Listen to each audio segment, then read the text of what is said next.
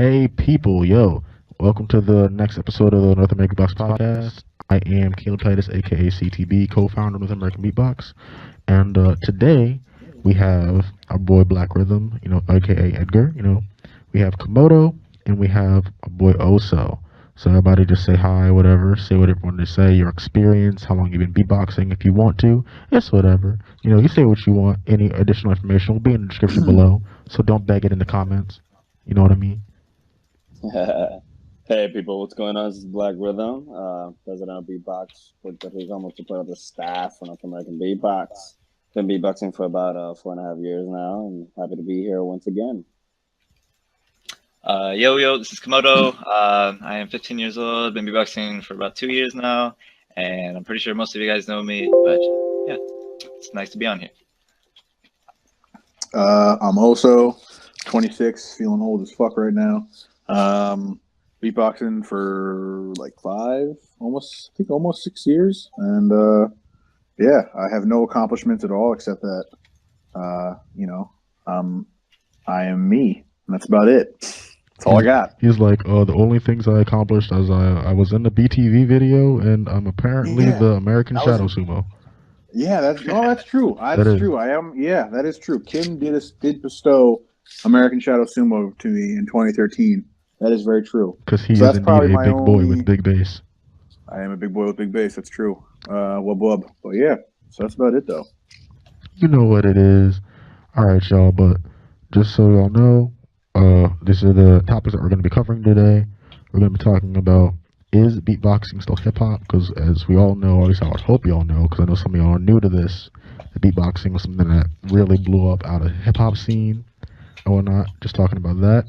Going to talk about the ongoing, I guess you can kind of say, controversy between battling and performing, and basically which one is quote unquote, I don't want to say better, but just your thoughts on the whole rather artistry versus athleticism argument that a lot of people have within the beatboxing community.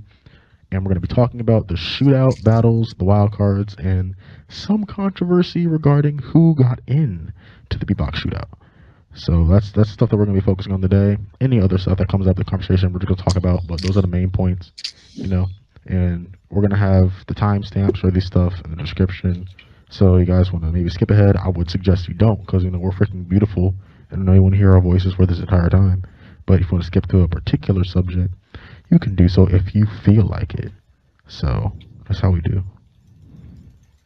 Yeah. So what are we starting with? We're gonna be starting out with the beatbox shootout because that's one of the most recent things. It's all up in the community right now. So for those of y'all that don't know, that are listening, the shootout wildcards recently were announced. People that won, the 8 people, because only 8 people get in for the 2017 shootout battles was Napalm, Cosmin, Kenny Urban, Babali, Sammy Try, D-Lo, Parathibon, and B-Art. So it's a pretty stacked list, and shout out to Sammy Try, because I swear Sammy Try is really underrated, to be honest. Yeah, he is. Definitely is. I'm pissed though. I wasn't able to find Kenny's or Sammy Try's. I couldn't find their wild cards. I think they may have took theirs down afterwards. That's just, I think. I don't know for sure, but that's whatever. I would be very surprised to see Kenny took any video of him on the internet down. True. Yeah. Honestly, though, before we even get into the whole, in terms of just who we there's some of the controversy behind the stuff, cause certain people that made the top 8 submitted their stuff late. We're gonna touch on that too. Who was? But before we go there, let's just talk about, since we have the top 8, we know who's gonna be going. Let's just talk about who we think might take it, battles that we'd like to see, and just any possible developments that we were hoping to see or we might see at the shootout battles this year. Yeah, word. I mean, I guess I'll go first if that's cool, since I already started talking. Yeah, that's fun. Yeah, no, I mean, every video was dope. I mean, there's no question in that. Like you said in the beginning, I mean, the top 8 itself is fucking stacked, I mean, personal favorites, I really liked Cosmin's a lot. I haven't really heard I feel bad because I'm not as into watching everybody like I used to be. So I'm not as up to date with Cosman, but I really like his video a lot. And just for classics, I mean, I fucking, Bobbly is just, I mean, he's one of my favorites by far. So he, of course, was always solid. I like D-Lo a lot. D-Lo is one of the newer, like, up-and-coming guys. I'm really excited to see, evolve a little bit more. I'm excited to see what he's going to bring. B-Art, of course, again, always legit. Again, I didn't see Kenny's or Sammy Tries, so I can't really say much about those. Napalm, obviously. Fucking Napalm's was probably one of my favorites, I would say. I think his style is just so, like, different, and his use of sound is very, like, interesting to me. But yeah, that's my take so far. You're right. Yeah, I know. As for me, I mean, I'm just excited to see what Napalm has to bring because, like, whatchamacallit, after World Champs, I haven't heard much from him really. I don't know if he wants, comes up with new beats or new stuff. And obviously, Dude, I'm excited to hear Cosman because every shootout he improves so much, and like he's learning more crowd friendly beats. I've noticed because he used to, just spam a bunch of tech and stuff, and he has a lot of variety. So I'm mostly excited for those two, and then obviously Sammy Try because how underrated he is. He's just always been good in my opinion. Like I've never, so I've seen much improvement from him, but. Yeah, so that's who I'm kind of looking out for right now, in my opinion. But yeah. Honestly, though, I just want to say, because I freaking adore Cosman, because for those that may not know, Cosman was basically the person that I heard his, I think 2015 Grand Beatbox Battle Wildcard, and it basically made me rethink my entire life. Like that I watched that video and I felt so inadequate after watching that. Like that video made me practice so much. But honestly, I'm pretty excited for, in particular, when I look at the lineup, I'm probably the most excited for Kenny, to be perfectly honest. Oh, for sure. Because with specifically Kenny, I was so happy to see him win Grand Beatbox Battle. And America, man. I really want to see him, or basically any American at this point, take Beatbox Shootout. Because America, you know what I'm saying? But, honestly, but it wouldn't surprise me at all if either D-Lo, Napalm, Kenny, or Pira wins. To be perfectly honest, because Pira he's a freaking hammer, like legit. This dude, it's like you want to hug him, but if you battle him, it's just like you finna die, nigga. Yeah, it's true. Dude, I remember, just speaking of the USA thing, I remember when Gene won, he was the first American to really win any international battle, let alone a beatbox battle. That's actually very true, yeah. Dude, I was at work, and I was like watching, ironically, I was watching Chris Solis's like Facebook updates, because he was like my only way of really knowing what was going on. And I just see him put like, Gene is the winner officially. Holy shit. And I was in the walk-in like refrigerator at my job. I fucking kicked the door open and just started screaming and running around their kitchen like, USA, USA, go fuck yourself, USA. Exactly. It was great. It was a great triumphant moment for the American scene, man. That was like what really brought us like to the brim. Besides Napalm in the winning 2014 and when like Reeves judged, which is actually when I met you, Caleb. Ironically, I think. Wait, no, it wasn't. Technically, 2015. Technically, Sorry. We were in the same room, but we hadn't met in 2014. What? I think. It's probably because you were so dark I couldn't see you. I'm sorry. Probably.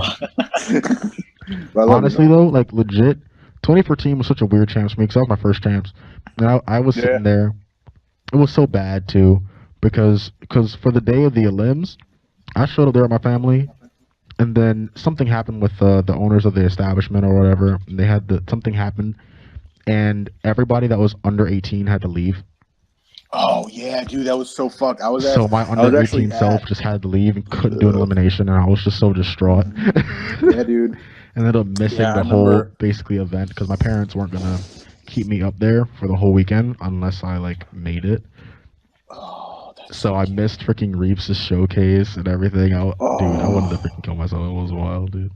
Dude, yeah, because I remember I was at Beatbox House like that morning that it happened, and Izzy, Chris's ex, she was like organizing everything and stuff. Like, I mean, they all were, but like she was like the main coordinator. And I remember she got the fucking text or phone call or whatever from the guy being like, "Oh yeah, we overbooked you guys, sorry." And she's just like, "What the fuck do you mean you overbooked us?" Like, dude. So she's like, "I have to find a venue tonight." Like, are you fucking kidding me? Like, so yeah, she was. I felt bad. Yeah, she was, and she felt horrible, dude. She was scrambling, dude. She was hitting up every fucking person she knew, man. Everyone she knew to try and get a fucking venue. That stuff is, dude. That's one of the reasons why, even though I would like, North American Beatbox is trying to maybe hold an event soon. Keep your eyes open if you live on the East Coast. But that's one of the reasons why I am hesitant to even like really jump into organizing this, because I do not want to go through some mess like that. And also, for those in the comments, please don't freaking pester Chris about his relationship, please. I'm just saying, because maybe not everybody knew that he had a girlfriend, maybe not everybody knew that they broke up, whatnot. I was gonna say, yeah, I almost kind of feel bad for bringing it up, but yeah, dude. On a side note, I think in general, like relationships in the beatbox community, like everyone needs to shut the fuck up. It's a goddamn relationship between those two people, not you. So shut the fuck up. Like dude. Oh my god, man. I agree. It's ridiculous. Honestly, like Maddie, everybody knows basically that Maddie and Pyrrha broke up. And she's had to deal with like a bunch of people coming after her and whatnot. And Pyrrha himself is like, guys, kind of chill out. Like he's dealt with it. She's dealing with it. Like let them be them. Stay the heck out of their relationship, even though it's over. Like legit, it's none of your business. Like, dude, it's not like the only thing that you should have any say in as a beatboxer is their beatboxing. Like facts. Unless y'all are like legit close friends, like hop off. Yeah, well, of course, yeah, but that's different though. Like, if you're just like on a YouTube video, like, oh fuck you, you shouldn't have broken up with her. It's like, dude, fuck you, go fuck yourself. I don't know, shit. Like it's wild. It's like literally, Verver is still dealing with people talking to her about, oh, you and BR broke up. Like, oh my god, that was years. Like I was gonna say that too, dude. I felt so bad for both of them, man. It's honestly, so fucked up. And honestly, like, it's sad to say that that's almost expected when you have somebody who is in a relationship with one of the more bigger name beatboxers, but at the same time, it's still ain't none of your business. Oh, not dude, not even a little bit. Exactly. I don't give a fuck who you are. But yeah, we just after that tangent. Yeah, I was gonna Edgar, say, Edgar? Let me hear your thoughts real quick though on these shootout cards. Like, what are your expectations, my dude?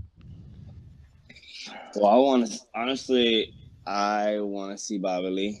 Babali is Babali's that dude. Yes. Babali is legit one of my sort of beatboxers, especially when I started beatboxing that 2013 studio session that he did was a favorite of mine. That Dilo character, I feel like he's gonna go far. Honestly, Dilo is so fresh. Dude, he's so fresh, man. He's got such a like refreshing style. I love it. Honestly. Yeah.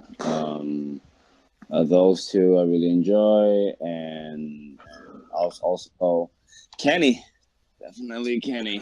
Yeah, dude, can't go wrong with Kenny, man.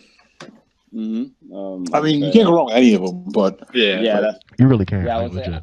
I would say it's pretty. I would say not only stacked in terms of individual skills, but I think everybody has the chance to win, and it's a fair ground. It's a fair ground this year, in my opinion. Yeah, and honestly, it's literally anyone's game. All of the styles are diverse too. Exactly. Yeah. Because I'm glad. I'm not gonna lie. When I was watching even some of the battles with like the Australian champs that are coming on Beatbox television, and even though everybody does kind of have distinct styles, you can tell, especially with a lot of them that haven't really delved into their own styles that much, or they haven't really been doing it too long. you can tell a lot of them, they don't really have a lot of uniqueness to each person's style. I'm not saying that, oh, Australia is not unique. No, I don't want to hear that mess in the comments. No, stop. No, stop. I'm saying that in general, people that haven't been doing it for that long of a time typically aren't that refined in their individual styles. And when you look at the shootout battles, everybody that's in there has been doing it for a while and long enough where they develop their own style that fits them who they are, and they do it freaking well. That's what makes these battles so freaking great and honestly hard to really predict who's going to win. Is because they're all skilled, they're all experienced, and they're all unique. Dude, you know what? It brings me back to the 2015. I mean, well, not even really just any of the world champs, but I mean, in my head specifically, like 2015, when Skiller won, like 2015. What? No, that was 2012. What the fuck am I talking about? 2012. My bad. Yeah, like when Skiller won, man, like that was like that whole battle. It's like when you have that like high level of skill, like all coming together, it's like it really just comes down to who's the most prepared, and like in regards to like their like who's like really like got like that energy that they need, that flow, and like that flow kind of state of mind, and just like who wants it like the most. You know what I mean? That's really what it comes down to. Like individually, the skill is all like they're all skillful enough to be the champ, but it's like all about like how you battle and how you use that style of yours to kind of like overcome like other the other guys. Honestly. So yeah, I'm definitely pretty hyped to see how they do it. Plus, I like the fact that it's a top 8, so it makes it way more competitive right off the bat, because it's like, all right, like there's only how many battles? If it's top 8, 5 battles, right? Yeah, pretty much. Yeah. Yeah, 5. Yeah, it's 5 battles total. It's just semis and then right into the finals. That's it. So they can't really or they don't have the pressure to save beats essentially if there's so little battles. Exactly. So, like, you just gotta go hard right from the get-go. Exactly. You can get like round winning routines in the first rounds. So that's gonna be cool to look at too, to see like how they manage their beats and stuff. Because honestly, if they slack, they're gonna get slapped. Exactly. Yeah. Yeah, and that's why I can see Kenny either doing very well or Kenny getting fucked. Exactly. Because he's either gonna just come in with some cool shit and like no one hurt, and like no one's really like heard him do it because it's he just freestyles, or he's gonna get caught up in that like kind of, I don't know, like dude, the like freestyling battles, man. Like Komodo, that's why like I give you lots of respect, because like it's fucking hard to do, man. Like that's like a really really tough style. Like same thing with like Darnie. I remember Caleb, you were there for the 2015 champs when we were at that like burger place or whatever. And Darnie was like talking, and he was like, he's like, guys, I've only battled in like 5 battles and I've won 4 of them, and they were all either a Grand Beatbox battle or Emperor of the Mic. And this dude freestyles everything. He doesn't even have routines. He just freestyles. Essentially, and like actually, when you think about it, he freestyles less now. But when he was battling, he really did not use routines. Yeah, exactly. And honestly, what I appreciate in particular about Komodo's style is, unlike a lot of people that freestyle during battles and whatnot, Komodo has a very structured freestyle style. When you think about it. And that's what's tough Kenny, about freestyle. But Kenny doesn't, even though he sounds freaking great and Kenny's freaking amazing. Basically, when Komodo freestyles, if you didn't know Komodo, you would swear he's doing a routine half the time. Yeah, dude. I was gonna say, I'll say during when I watched the battles, dude, like at the American champs and shit, like I was like, yo, like this is before Caleb told me that you were freestyling. I was just like, yeah, dude, Komodo's good, dude. Yeah, he's solid. Like, he's like 15, right? Yeah, that's really good. Like, he's definitely gonna be fucking sick in a few years. And then he's just like, yo, but like he freestyled like all his rounds. I'm like, what? I was like, dude, get the fuck out of here. No, he didn't. Yeah, exactly. I was like, he's lying to you. He's fucking lying to you. Pretty much everybody reacts like that when they find out that Komodo freestyles so much. Yeah, because like you know I'm freestyling when you actually hear my routines. Like that's how you know. Like whenever the way I took American champs was just testing the waters. Like I was just kind of seeing how far I could get without trying, just like to just to test the waters. And whatchamacallit, I ended up getting 4th, so that's cool, I guess. And but was that your first battle, or like at least first like live battle? Everything, my first anything, yeah. Oh wow, that's dope, dude. That's good for you, man. That's awesome. I guess. I mean, I'm not That's gonna compete anymore, but yeah. I mean, it was cool. Oh, really? It's cool. Yeah. But I enjoyed it when I respect that, dude. What, are you gonna just like perform, or are you just kind of hang back, do your thing now? Nah, dude. After like I don't know, some of the wins at the event, I was just like, okay, I don't want to do this. I don't know. I feel like they appreciate old school more than new school, and since I'm 100% new school, it's like, I'm kind of Honestly, used if to I was you, it. Komodo, if I was you, legit, if it's completely up to you, of course. But I would say take like a year, 2 off, and then come back to this one. Dude, yeah, because I agree with you and I disagree with you. The only reason I agree in that, like, yeah, they definitely do kind of like the sort of old schoolish feel. But at the same time, though, it's because you still have a lot of old schoolish beatboxers competing. And I think that, like, if you take that away and, like, you get more. Like, the one thing I like about the American Champs now is the judging panel is actual, like, people in the community. It's not just, like, some fucking guys that, like, are kind of credible. Like, True. you know what I mean? Like the old Champs, dude, the judging was awful. It was awful. It wasn't even beatboxers. Like, I'm like, dude, how can you. You know, like, of course they're going to go for the old school fucking guy because that's what they know. That's the only beatboxing they're, like, aware of. All the new school shit just sounds weird to them. They're just like, what the fuck is this? Honestly, You know? but at the same time, when you think about it, and a lot of other battles, like internationally, that's sadly the case for a lot of battles. Yeah, that is true. But, like, honestly, with the American Champs, kind of, I guess, I think they're beginning to kind of skew a bit younger in terms of their style and the way that it sounds and whatnot. Yeah. I feel like, if like Komodo, if you want to, I feel like you would have at least a more enjoyable time competing in maybe about 2 years.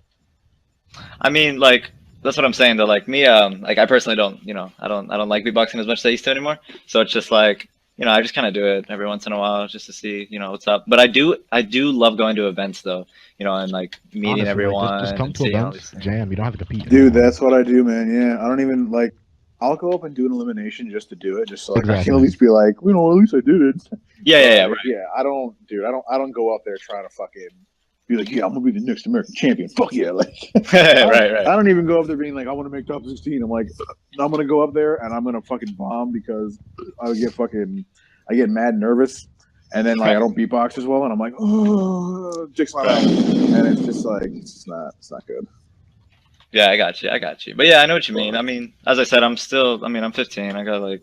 Dude, I was gonna say, you're so young, dude. You don't even know what you want. Don't yeah. So I mean, well, no, I do, but I know what you mean. I don't know. It's like, you know what you want right now, but, like, shit does change. You trust me. I'm 26, bro. I'm fucking 10 years older than you. I'm telling you, man. No. I'm just talking about beatboxing wise because I never liked it. I just do it, if that makes sense. But yeah, I got you. It's not like, because I feel like in Komodo's case. Oh, but before you even do that, before you even say that, people in the comments, please don't harass Bull Komodo. Beatboxing. Calm yourself. Most people know this. Most people know this about me. Calm yourselves, dudes. But, so wait, okay. I mean, I don't want to go off on. Yeah, go ahead. But, like, it's fine. So wait, then how did you get into beatboxing if you don't like it? I mean, no, it's not like I don't like it. It's just how do I explain this? You don't have that, like, driving motivation. You don't have a passion. Yeah, I don't have a passion for it. But of course I love it. Like I love it. I love everything about it, and I love the community and stuff. Okay, wait. So what you're telling me is that you're going to continue beatboxing just because it's fun. You're going to continue going to events. You're going to continue talking to the community and being a part of the community. You're just not going to bother competing or anything like that. Well, I'm like a really weird position now. Like, I'm still gonna beatbox. Obviously, I can't. Okay. I'm at a stage where you can't really stop that. Even if I wanted to. Yeah. So I don't have a choice now, which is fine. It's already taken over. I'm still gonna continue because I enjoy improving and I enjoy trying new stuff. And and I still love events. Like, don't get me wrong, events. Going to American Champs was like one of the highlights of my life. Going there, meeting everyone. Dude, I fucking agree. Still an amazing atmosphere and stuff like that. Like, that's not what I'm saying. I'm just saying, like, I don't have a passion for it, and I don't really care too much for it. All right. See. That's what I'm saying. Yeah. Dude. Okay. No, I like the way you put that because that's actually, like, you're literally in the same exact boat that I'm in, dude. I feel the same fucking way, man. Like, right. I remember the way everything, like, happened for me. Like, so I met Gene originally before any other beatboxer, and I was the first beatboxer he met as well. Dude, this is when Gene, like, I don't really know if you could say Gene ever sucked, but if you were, this is the time where Gene kind of sucked. Like, he wasn't by no means bad. In fact, I actually don't. I feel bad. So what you're saying is he was booty cheeks. He was. Yeah, You know what it is? Nah, you know Or what as it is? Conan Like, says, it's- booty with the it's just- cheeks. With yeah, the cheeks. well, because when I met him, dude, he was only like, I don't even think he was a full year into beatboxing yet. So Oh, like, that's he was great. literally, yeah, like, dude, he was literally a newbie, Like fresh he off the was boat. fresh off the boat, dude. Got Yeah, it. Got it. Okay. He had his clicks and Is all that an that Asian stuff, joke? and like he had like basic, wow, and he had like his basic sounds down, and like he was definitely doing some cool shit. Like he had his 1, and then his 2 and 3 and 4, and like like the build up beat, like he had that. Right. The And level. like the levels, the 4 levels or whatever. Like he had that, and like dude, it was cool as fuck. I'm like, yo, this kid is like I could immediately tell from like meeting him that like at the time I'm meeting him, I'm like, yeah, he definitely needs a lot of work. I'm like, but I can tell just from like his the beats that he was creating with like the sounds he was able to do and stuff, like were really technical and really fucking cool and really groovy. And I'm like, yeah, this kid is gonna definitely be like really good one day. And what do you know? Yeah, But exactly. World but champion. yeah, so like I don't really remember what my whole main point of talking about that was, but basically I'm in the same boat as you, Komodo, and like I feel you, man. Like I kind of. Oh yeah, I remember. Yeah, so like I met Gene, and then I was like, "Yeah, this is cool," and we were both kind of like in the same like yeah, like I want to compete, I want to I want to perform more, I really want to do this. It's really fun. And then because we met at America's Got Talent, by the way, that's where we met. Oh, that's crazy. Dude, Okay, legit, nice. he just happened to sit next to me, and I'm just beatboxing warming up Wow. with my friend, and he's like, "Oh hey, yo, what's going on, dude? You're a beatboxer?" I was like, "Yeah, what's up, man?" And he's just like, "Oh, cool, me too." I'm like, "What?" I'm like, "Get the fuck, dude! The only other beatboxer there. We were 2 numbers apart." I'm like, "Get the fuck out of here, man!" Like we auditioned in the same room. It's With crazy. coincidence like that, it wouldn't surprise me. In like 3 years, comes out Oso and Gene are gay. They're gonna get married. Dude, I would, Right, man.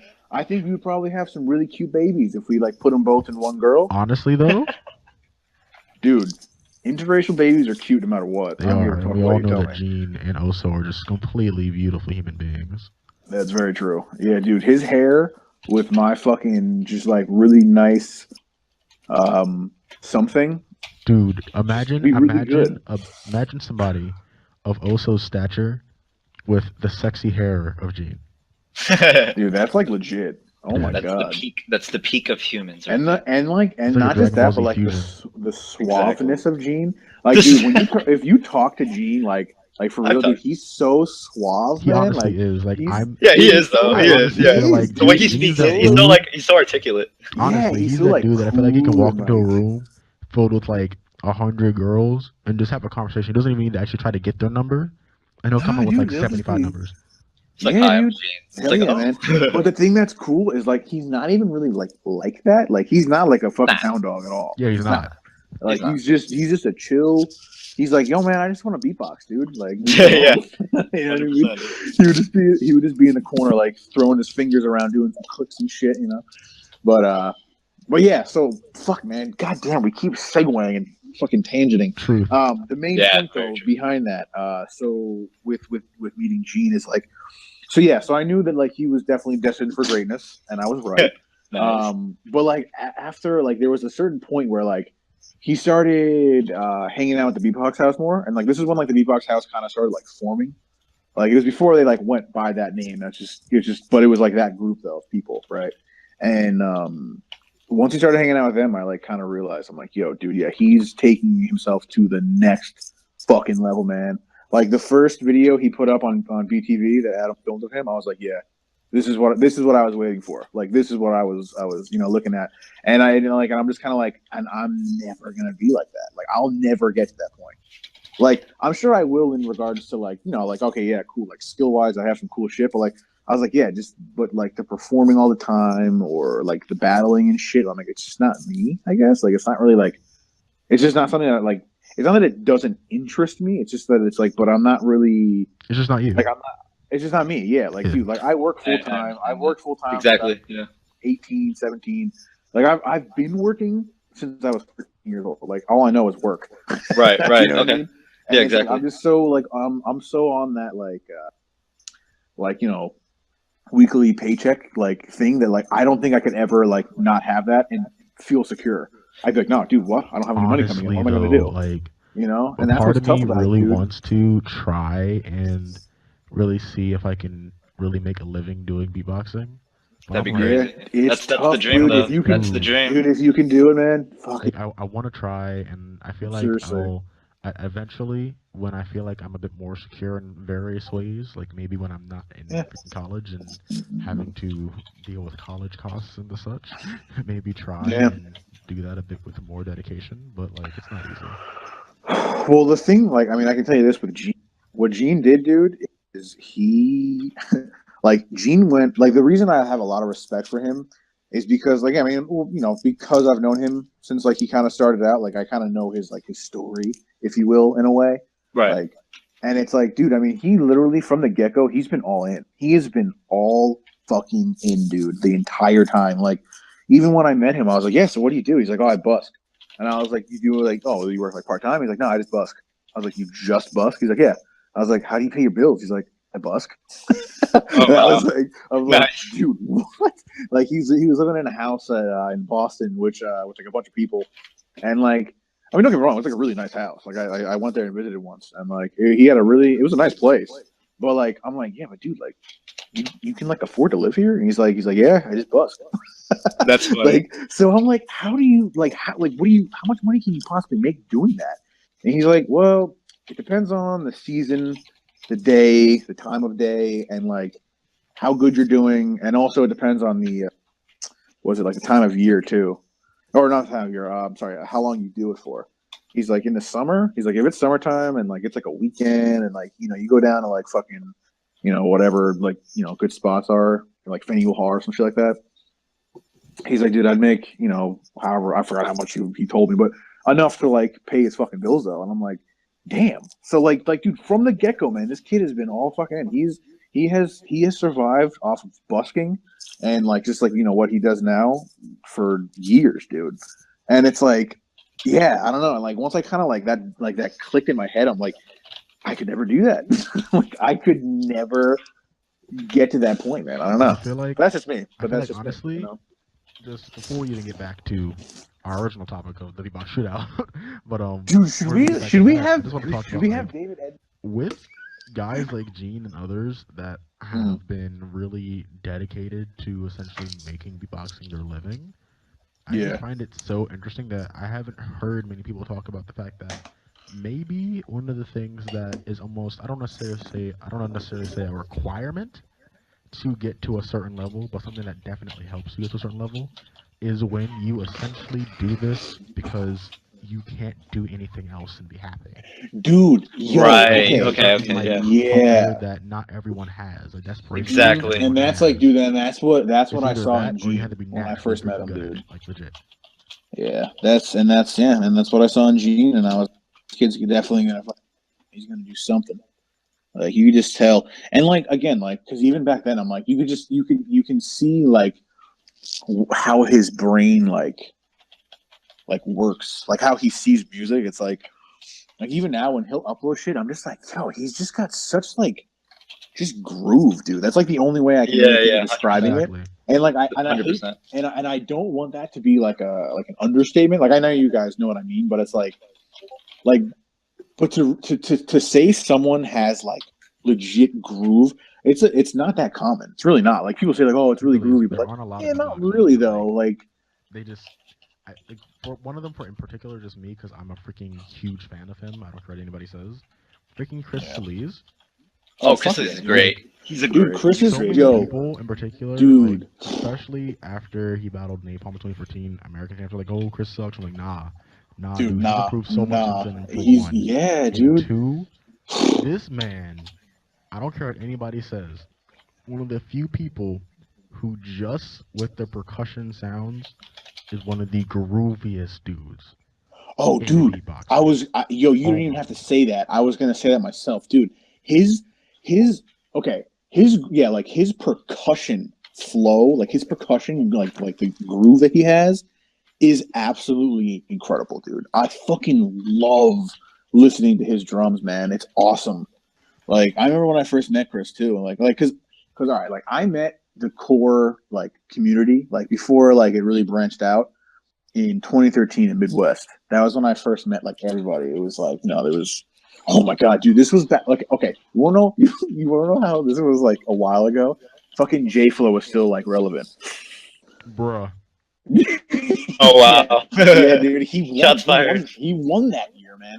And like, yo, Yeah, I yeah. fuck with J Flow. Like, J Flow's a cool Yeah, kid. yeah, I like him. yeah, He just no, kind of it's- like, I don't know. He sort of just kind of flaked out from the community. I don't really know what happened, but you know, I heard there was like some. Yeah, I heard there was like some drama involved, but I'm not really. I don't give a shit. Yeah, But I never really knew him much, so I don't care either way. Like legit. yeah, I never met him. Exactly. I don't. Yeah, that's You before probably my never time. will. That's before my time. Yeah. Yeah, dude, you never will, man. But it's, you know, Nah. but yeah, like, so I met like all of them, dude, when like, and they were babies. They were still babies. Like, dude, this was before Beatbox House was even a thought. Well, I don't want to say it was before it was even a thought, but it was way before it was even close to coming like to fruition, though. You know what I mean? Like, not even close, man. Like, I don't even think they really like they knew Kenny. Like, everyone knew Kenny, obviously, but like, he was still just chilling up in Mass doing his thing, man. You know, he wasn't fucking trying to be like #1 beatboxer or anything like that. Exactly. Like, you know, it was. Yeah, he still isn't. Dude, that's one thing I like about Kenny is like he's just like yo, fuck you. I'm probably still gonna fuck your girlfriend. So yeah, pretty much. Like, that's Honestly, it. You know, that's Kenny. Kenny's like a legendary Pokemon, yo. 100%. Like the way he like his atmosphere when he beatboxes, like he's just not care. Like he literally just does. You know, like legit, like whatever he feels like. I'm gonna do me, and if it goes well, it goes well. Yeah, pretty much, exactly. Dude, okay, but that's how he is with chicks too. That's what like his beatboxing is the same. Like the way he treats like his beatboxing and stuff is the same way he treats trying to like pick up chicks. Like, dude, I swear to God, I was at one of their monthly shows they've been doing at La Poison Rouge, whatever it's called, and I went back to their apartment for the after party, and this motherfucker, he's shirtless in sweatpants. It's cold as fuck out. Like, it's like winter still, right? Basically, right? And this motherfucker, completely shirtless, just sweatpants, in his kitchen, and he's like talking to this chick he's trying to like that he like brought back from like the show or whatever. He's trying to like hit on or whatever. And like I go over, I'm like, "What you doing, buddy?" He's like, yo, I'm making a fucking ravioli. You want one? And I was like, yeah, make me a fucking ravioli, Kenny. All right? I was like, you gotta feed it to me too. And he's like, and he just kind of winks. He's like, whatever you want, boy. I'm like, ooh, like, dude, like, yo, he's just, I don't know, man. Like, but just the fact that like he's trying to pick up this chick and like he's just casually making frozen raviolis in his kitchen. Like, I don't know. Dude, honestly, I Kenny's strive so to be funny, like man. Kenny, and the way that it's just like, I honestly don't care. Hell yeah, dude. Yeah, everyone like, does, dude. legit. Everyone wants to be like Kenny. He's just such a cool dude. Like he's just, I don't know. He's Exactly. Kenny Urban, man. You can't really necessarily be like Kenny because Kenny is just Kenny. Well, but that's the beauty about people like him, though. Is there will never be like another Kenny Urban. It's like, no, that's not how this works, you know. Yeah, that's what I was gonna say though. Like, just like there'll never be another Gene, you know. True, but then you have Komodo over here. It's like, hey guys, I'm gonna freestyle. That's true. I'm pretty chill. No, like it's random though because like no one knew who I was though. That's what made it so great. And it's like after the first night, people are like, "Oh, okay, yo, this guy's pretty good," you know? Yeah. The next day when I made top 16, they're like, "Oh, okay, you know, I made top 16." When I beat Bloomer, bro, that's when people are like, Who hold the up, fuck are you? This guy isn't actually garbage. What? Where did this guy come from?" That's Stuff like that. Great, but at the same time, I feel some type of way about that. Honestly. About what? Because, like, okay, so we know in our community, it's, I hate to say it, but it's pretty obvious that unless you've like flexed on stage, you're not gonna get much respect. Yep. True. That's and it's like, sad reality. It's just like, bro, dude. Even if you're like crushing dailies and shit, like even then, like still like no, really. And even if you do crush dailies and whatnot, you have to crush dailies for a long time. Dude, like think about how long Article like just fucking crushing everybody. Like, yeah, it took forever in terms of just like when you look at it at a broader scale of when community kind of blew up to now. It took a while for a lot of the online beatboxers to actually start getting some of the respect that they get now. It's just like, dang. Dude, look at even like Zero. Like Zero's fucking dude. He's a technical like god. I mean, come on. Yeah, This 100%. dude is. He's I crazy. mean, he's the best. No, he's the best online beatboxer. If you beat Alan, that's it. What are you gonna get? You know? Oh, did he actually officially beat He Alem? officially beat Alem in a battle. Oh, So dude, he's I didn't think 100% that the was best real- online beatboxer. Like no, like hands down. There's no arguments because you beat a world champ. You know what I mean? Like, just like what are you gonna say? You know what I mean? You could be like, oh, Alem wasn't trying. It doesn't matter. You know? Like Alem did what he thought he should have done in that battle, and he did it. You know? And Zero still won. And honestly, So, honestly, just for anybody says anything smart, when you really think about it, did you beat a world champ? No? Okay. Exactly. That's it. It's simple. That's it. You know what I mean? Like when anyone tries to like say things in the comments, you know, like at like real life battles and stuff, it's like you never know until you're on stage. I used to be that that kind of person leaving comments like, yo, why did he do this or this or this? Why didn't like what you don't know until you're on stage. Like you don't like when you get caught in mouth. Dang, Oso. And everyone's okay, pause. Yo, you good, man? Sorry, I probably should have warned you. I was taking a dab. You're fine, man. But yeah, like when you're on stage and you got cotton mouth in front of all these people, like, and they count you down, it's just you, that mic, in the crowd. Like that's it. You don't experience that behind a screen. If you haven't experienced that, And like that's I don't want to hear it. Like legit. In all honesty, that's simple. And like I heard some people that kind of like they tried to roast me about my elimination round. I first and foremost, for anybody that didn't you were know, there. Our elimination rounds were yet again for a second year in a row, last minute cut down to 1 minute. Yep, exactly. Yeah, dude, They told us a minute 30 for disappeared, and I was literally shoot up on stage. Dude, it was really funny. I was actually supposed to prepare. I was supposed to go to do my elimination round. Yeah, I was supposed to go right after you. And I'm just like, that. Well, I guess I'll go come right now. Like legit. Yeah. Like everyone was literally outside. Like when they announced that, everyone was literally outside, like practicing a minute. Because me, I practiced a minute 30, literally like 2 months before the event happened. I was like, okay, I have the perfect elimination, because whenever you have more time, you can mess around, you can do different beats and stuff like that, which contributes to a lot of people passing and a lot of wins in battles and stuff. Like 30 seconds is so much time. Like I feel like beatboxers know concept of time better than any other person, because like 30 seconds is an hour. Like you can craft the whole routine in 30 seconds. You know what I mean? And you can make or break an entire round. An entire routine. Like I feel like a lot of even some of my routines that got better later. Like what if I did like one of the favorite things that like I did or something like that was like kind of my double snare beat, but if I didn't do that, you know what I mean? It's stuff like that. It's just stupid stuff like that. Honestly, but anyways, what I'm getting with this, that stuff is often stuff that you like, especially for those that I don't know how much Edgar, for one, really can do this, because on the flip side with Edgar, he's somebody that performs more than anybody in this call. Like this basically his living is performing. That's crazy. Yeah. But like, I was gonna say, when it comes to battling, when you have like those last 30 seconds, rather it's online, on stage, or whatever, it's almost as if something clicks. And it's like, I agree. I have to make sure this is the most solid thing that I've done this round.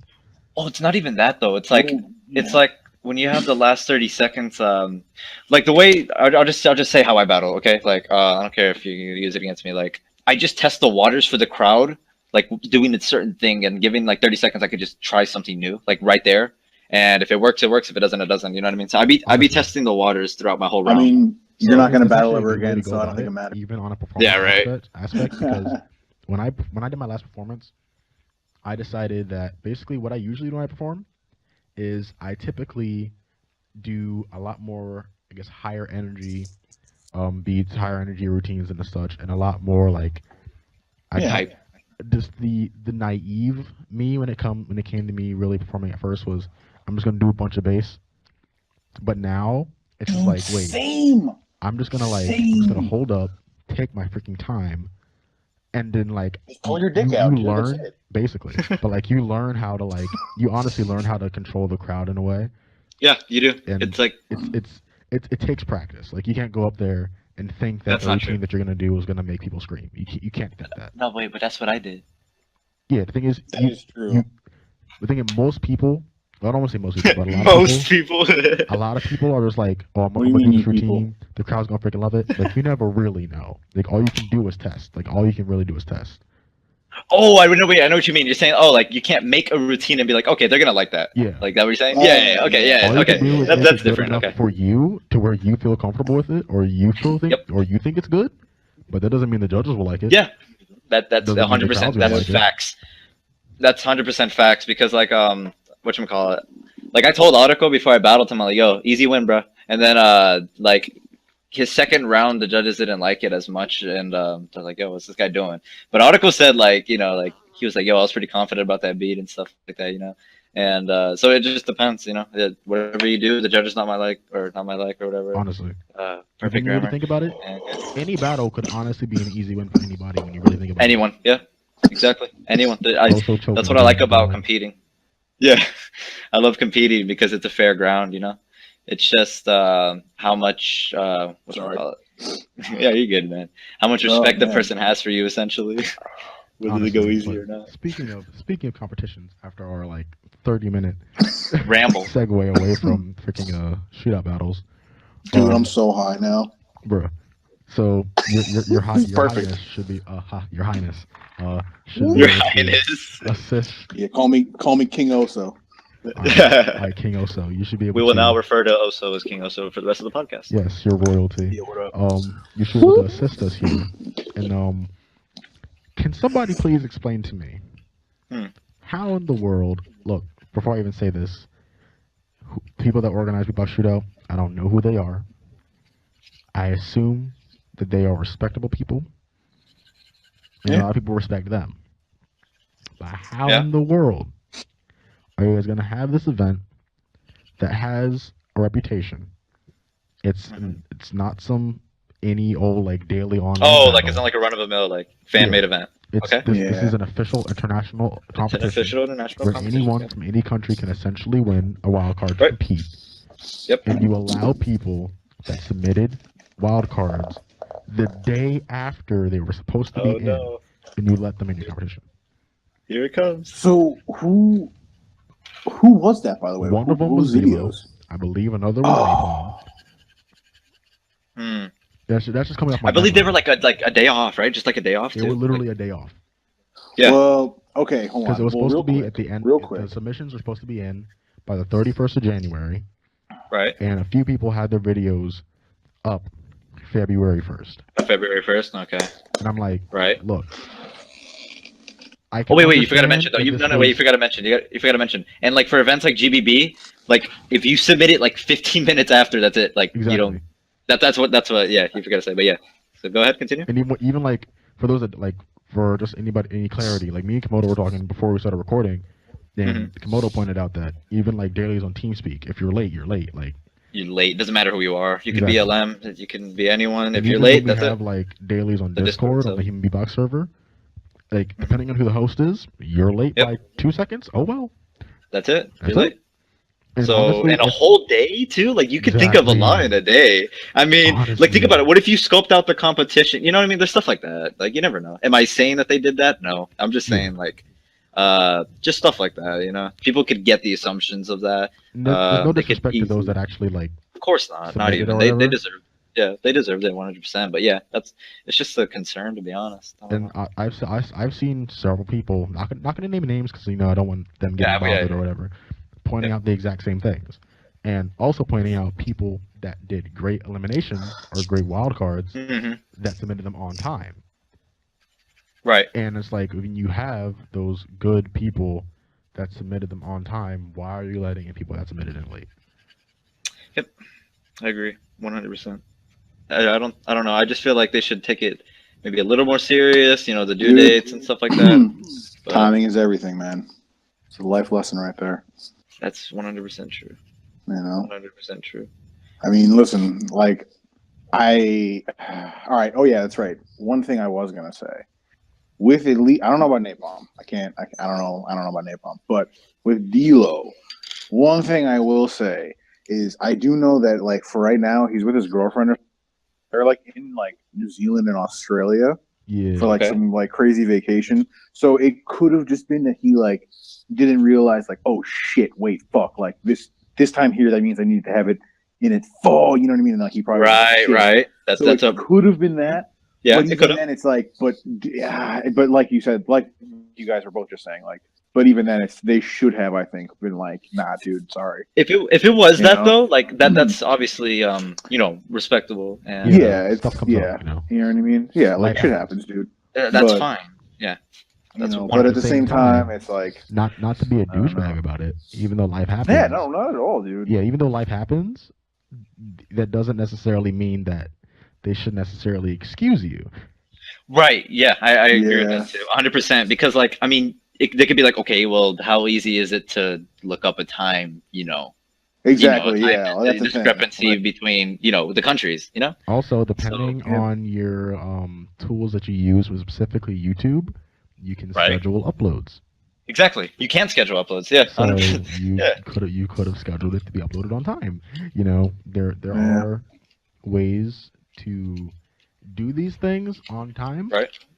And I Exactly. can talk because I suck at sending anybody videos or for anything. Me too. Yeah, You same. still got to you still got to send me a showcase, by the way. Exactly. I still got to send a Komodo one. I still got to. And send then we've been saying that Adam since champs. one. I still got to send Paponi one, like legit. Yeah, Like, yeah. I'm freaking trash, but you guys know what I'm saying. Yeah. I mean, like, again, it's a minor problem. Like, but I just don't want to see like events being unprofessional and letting people join like from the door. You know what I mean? Like, actually just go in an event. Like, oh yeah, you can go up there. That's what I don't want it to turn into. But right now, it is something very minor. It's a day off. It's not like a week or anything. And but I'm just not trying to see it like get too extreme and stuff like that. At the same time, But- it actually kind of perpetuates this. Even though I don't want to believe this is an actual thing, because I feel like it's kind of crazy to kind of believe this, even though it's possible. A lot of people kind of feel that with them letting certain people in past time, they're just only letting in basically the big names. Oh, this big name person was a little late, so we'll let them in anyway. Right. Okay. But there were I can see people that. that aren't as big names that freaking did amazing. You know what I'm saying? 100%. So I can understand why some people might feel like there's some favoritism being played. But I would like to hope that there's not. I mean, one can only hope. Obviously, we can't say anything like about the whole debate where, should you let Kayla judge Mark if they're in a relationship? You know what I mean? Stuff like that. Like, we don't know what's in her mind. We don't know her. She only knows what she does and all that. Like, and I'm not the person to assume things. So I'm just like, it doesn't matter. There's also other judges there. You know what I mean? One vote's not going to get them passed. That's what some people need to know.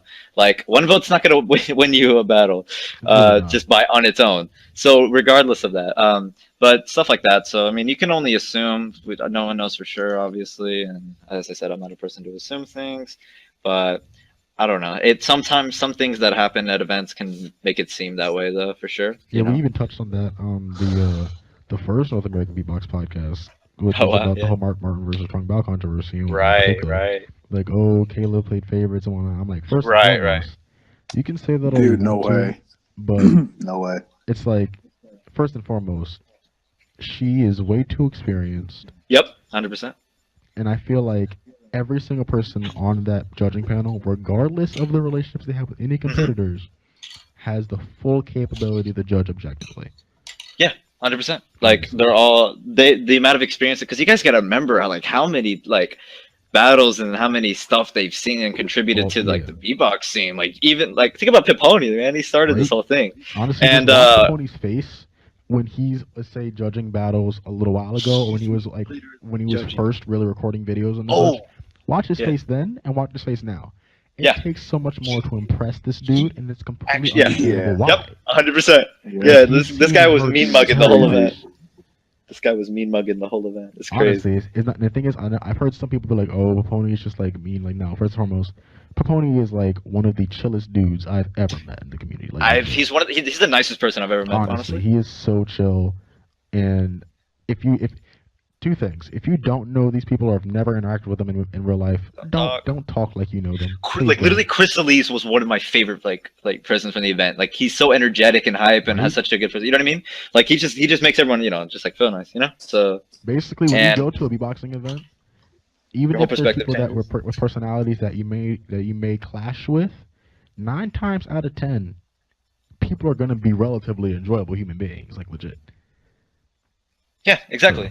Like me, for instance, meeting like Alum and all that, I thought they'd be like, oh, like, yeah, I'm a world champion, walking around like that. Dude, Alum's freaking chill. Alum will jam with he was jamming with everyone there, dude. He didn't care. Man. So humble, dude. He's so humble, He was dude. a Yeah, goat. exactly. Every single one of Darnie too, like every one Oh, of them. hell Man. yeah, They're dude. so Yo, humble, man. Dude, I legit just go up to when I first met Darnie. I Yeah. just go and I'm just like, "Yo, so you started watching Shokugeki no Soma yet?" And he's like, he's like, "Yeah, man. I Right? just Yo, that's Yo, I'm not crazy. gonna And he's just lie. like, I dude, kind of we regret not legit talking talk. to him about anime, yo. Dude, Same. I didn't know he talked to watched him- it. Oh, bro, yo, he has pictures of him and Kalia when they went to Japan, and they were That's they went to like crazy. they went to it's like a One Piece like Really? resort or some shit Really? like that, dude. Oh, It's wow. literally, bro. They have what is it? Sanji's like boat like restaurant or whatever it is that he had. Like they have like that restaurant. Like Well, you that's go in lit. there, I'm not like gonna when you lie. walk in, like I don't there's like a freaking like One statue of Piece, but that's Sanji. lit. Dude, yo, that's the thing. Like even if you don't like One Piece, and I know you hate it, but like Yeah, I don't like it either. But it's think about I'm like not an really a fan kind like anymore, but resort. That'd be cool. yeah, dude, it was cool as shit, man. I was like, yo, it was fucking. And then there was like a Naruto themed one too. There was like, Hey, we're getting off topic. We're getting off topic, man. Come on. yeah, shit. Yeah. Gotta calm it down. Calm it Yeah, down. we Getting can't too turn this spicy. into an anime podcast.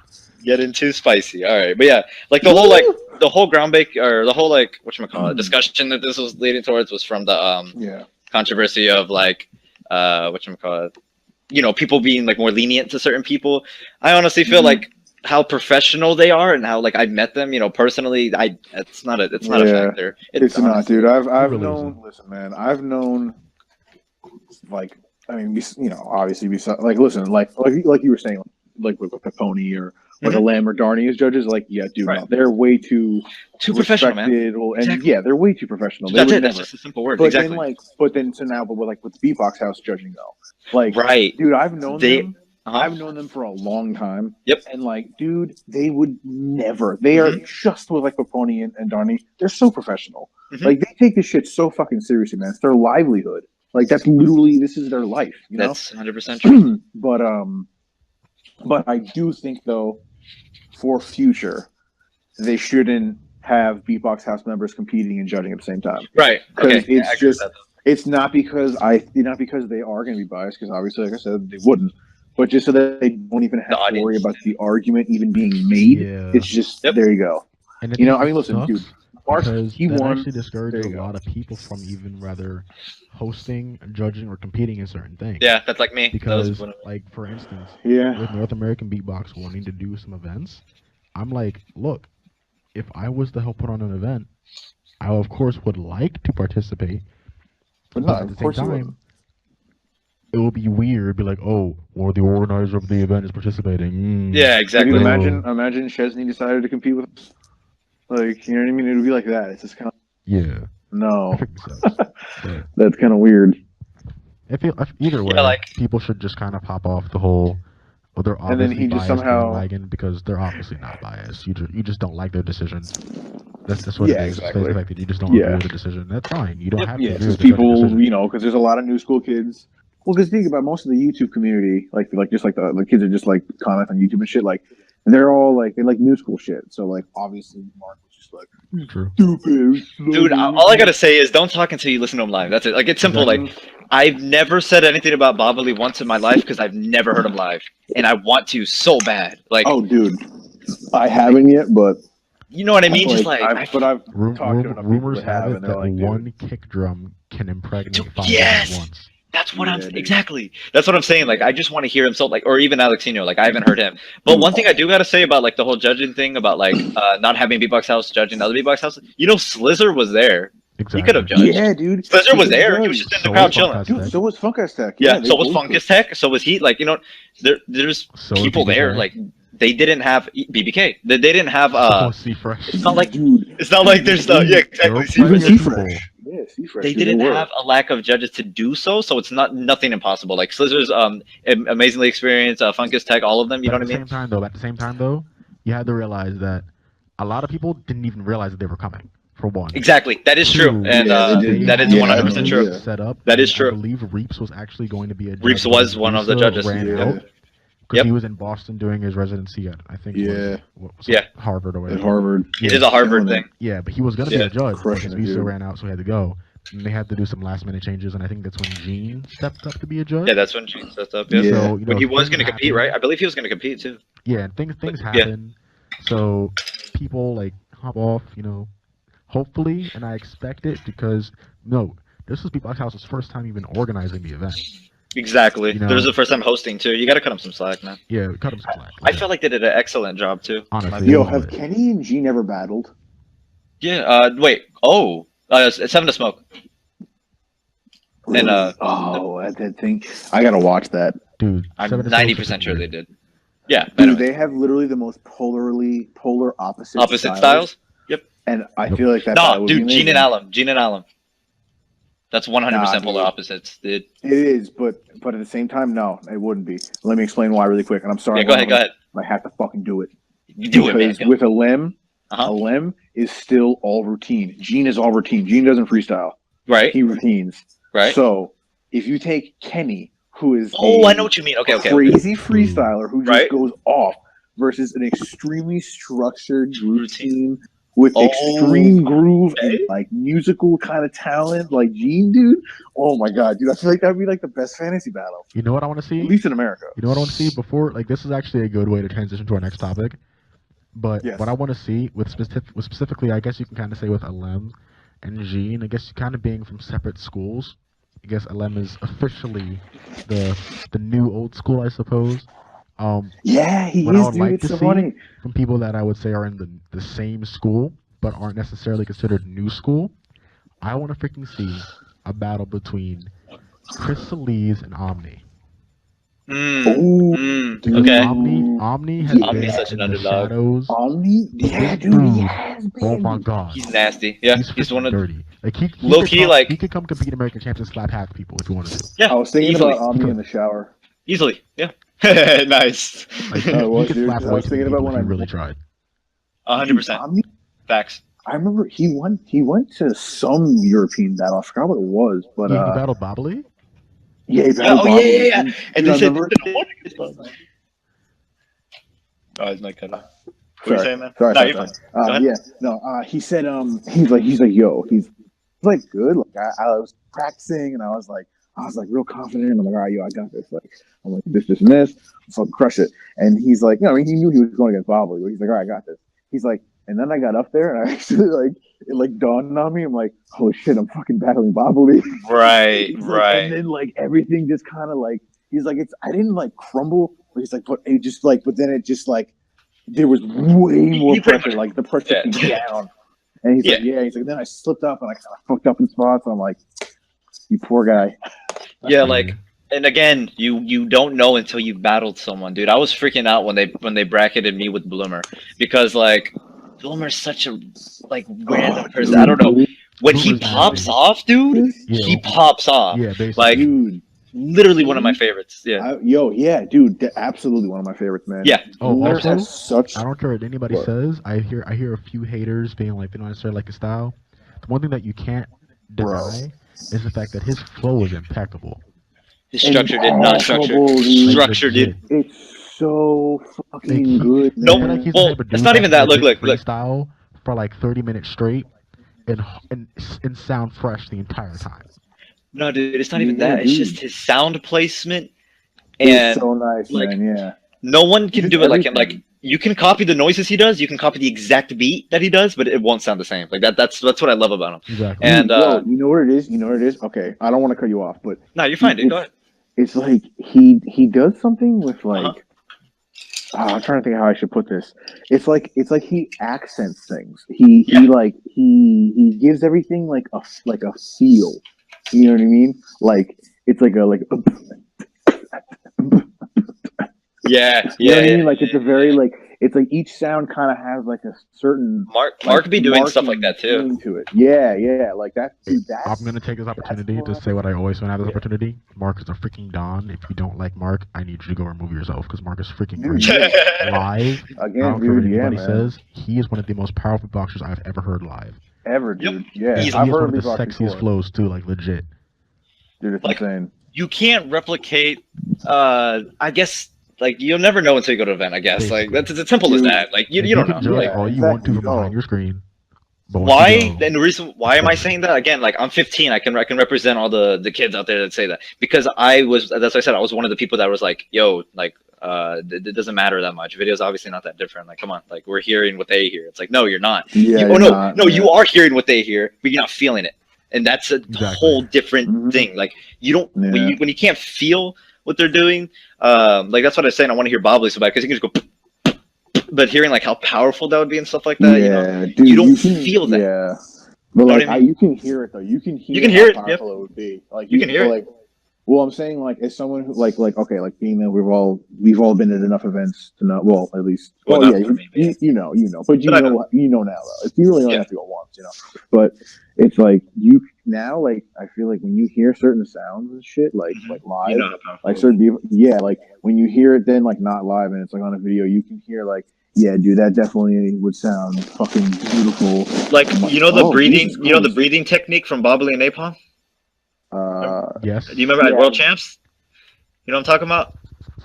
Yeah, that thingy. Yep. Like, it just sounds like breathing, but the amount of power that people were like at the event were saying that it had is like it literally shook the entire venue, and like you can't replicate that on a video. Yeah, so you can't. Also, things that sound crazy live before we transition to our next topic.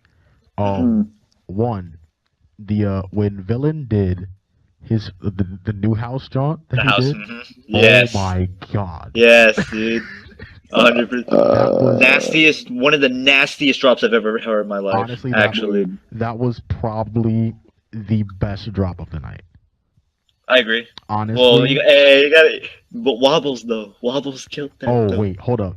Dude, don't forget about Wobbles, man. That was my favorite. The most powerful drop, definitely. That was my favorite. Like, dear God, Wobbles? there were so many great drops. I think my favorite is still gonna go to Villain, but Wobbles is probably my top 3 drops for the night. Easily. And then Trunk Bell was like, the feeling. That was crazy. But yeah, what's our next topic though? Yeah, we're segue. gonna transition to a recent actually article of teambeatbox.com. They the homies. They recently put out an article talking. I said article. My God, an article discussing beatboxing is still hip hop.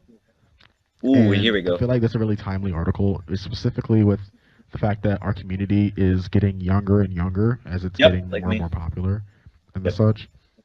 So, it's just what are your thoughts on the whole? Is it still hip hop in terms of like its roots? Because if y'all don't know, whoever's listening, it started. Let's let this guy take the reins. And what how it's grown now.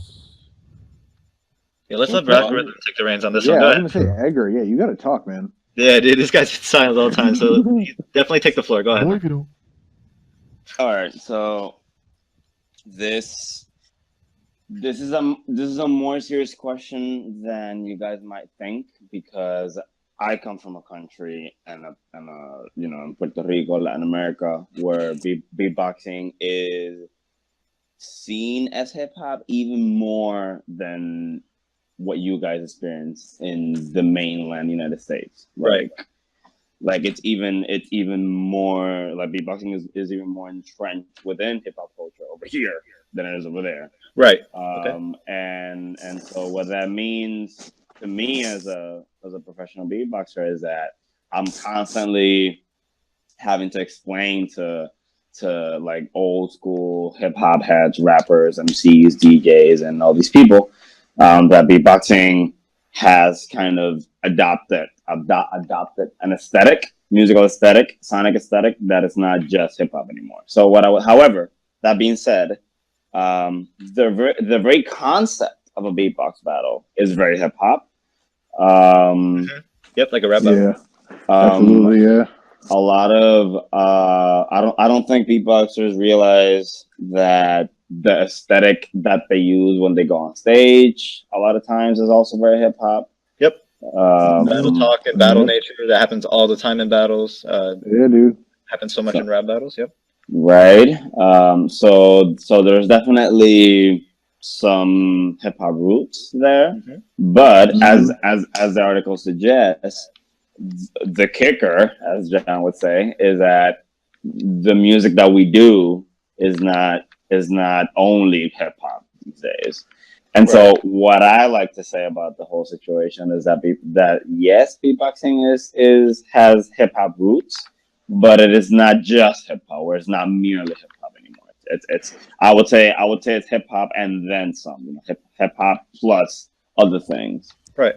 Personally, I feel like it kind of just fits whatever context you're in when you really think about it, because like specifically, let's say in the context of Puerto Rico and the mindset of the culture in a particular area, it's very traditional hip hop. And even I remember Edgar showing me some of the posters for the Puerto Rican beatbox battles, always having rather a hip hop figurehead or an old school hip hop beatboxer being featured on the poster and whatnot, and really keeping that old school hip hop aesthetic.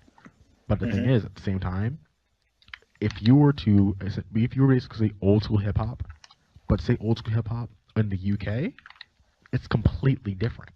100%.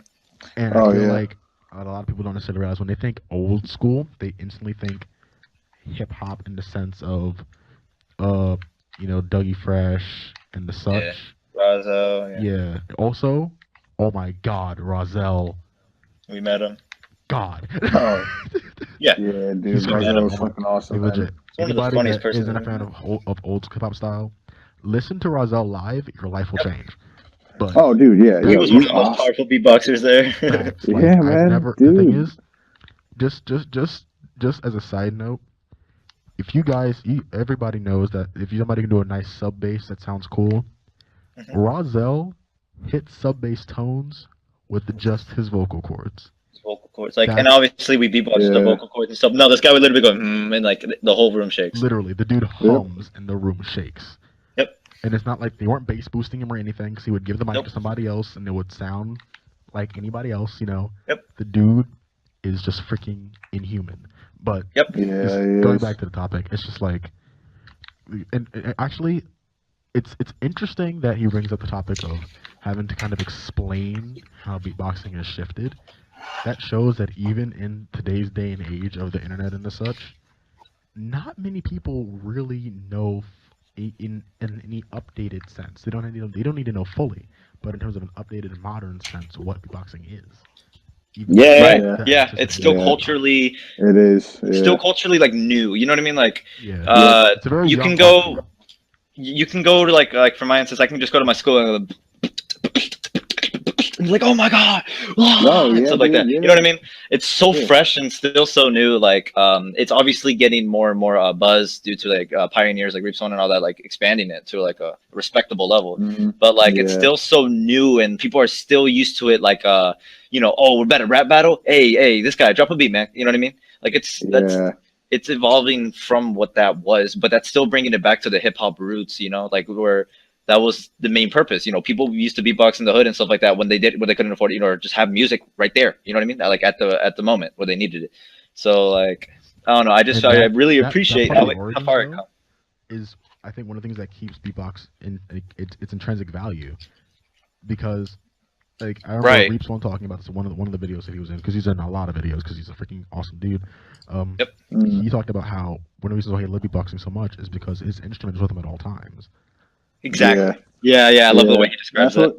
Well, that's what got me into. That's like why I started beatboxing.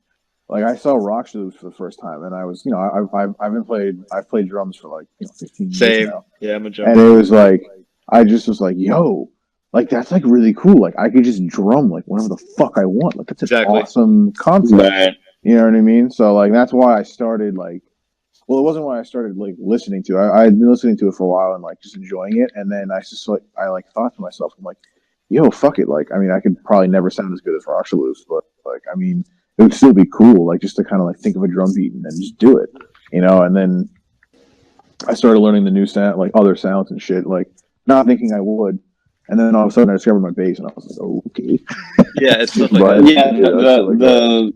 The main thing that I would say is that I think going back to the point that Komodo was making is that beatboxing. I think one of the main reasons why people still see beatboxing as mainly a hip hop side act kind of thing is because there's really not a lot of big name beatboxers. Like I feel like a lot of times the beatboxing community, can be in this sort of bubble in which like you underground type. like it's still even in places like the UK, it's still very subculture, and so I think that has to do with the historical conjuncture in which we're in right now, and that it's even when you move to Latin America, like beatboxing is so far behind what's going on in North America or in Europe or in Asia, 100%, and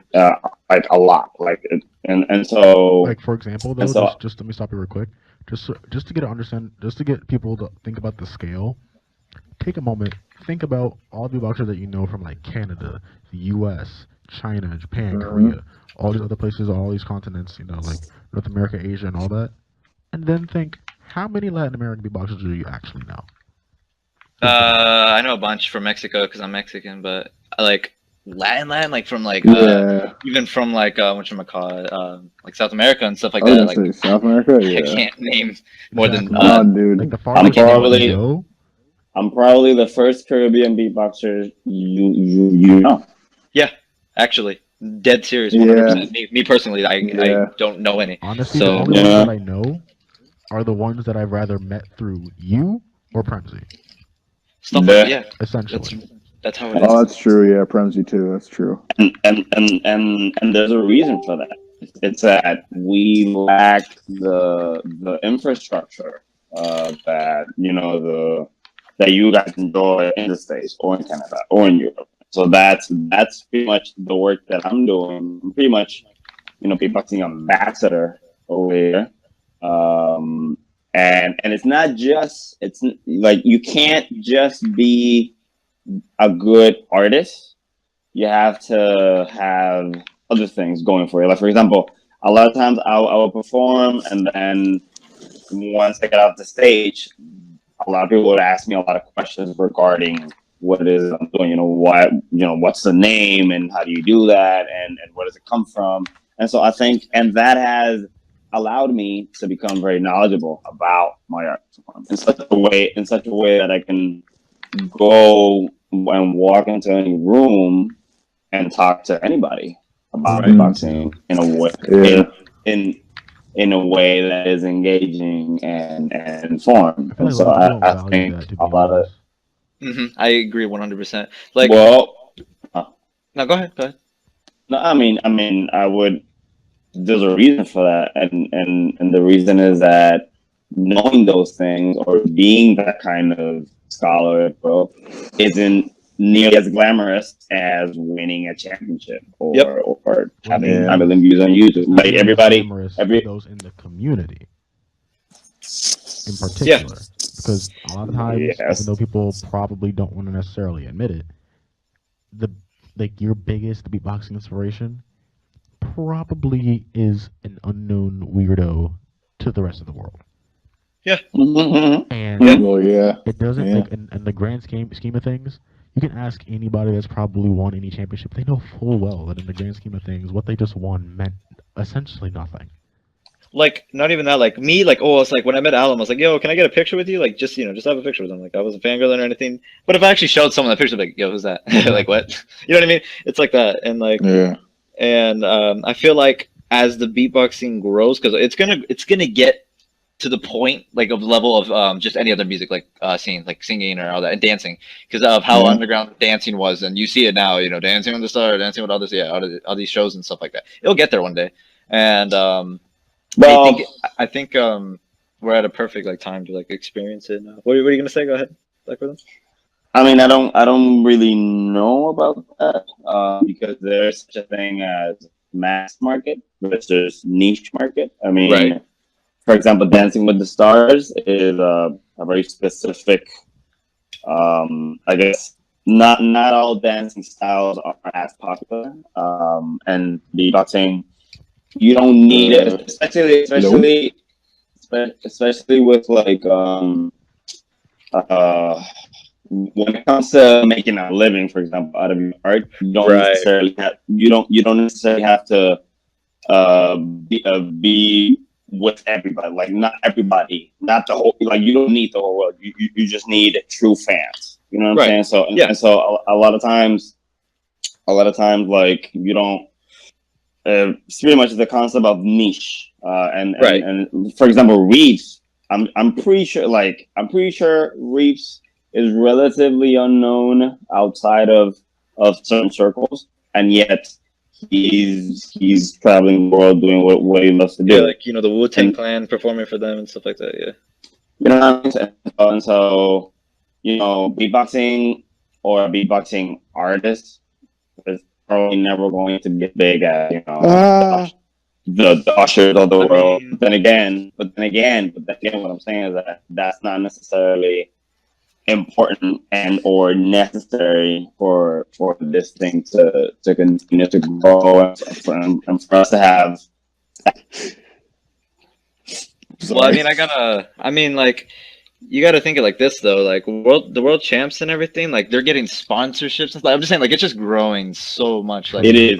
Like I don't. Am I saying that's going to happen? Go ahead. But I feel like it's not going to be on the level of like say singing and dancing. I really don't think that.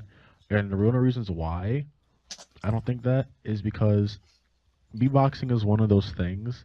I equate beatboxing to poetry in the sense to where it is a recognized art form, but you don't see people, at least nowhere near a lot, really making a living or making beyond a living doing it. And if you're in the poetry community, don't get offended. Even when yeah, basically yeah, because I am too. Shut up.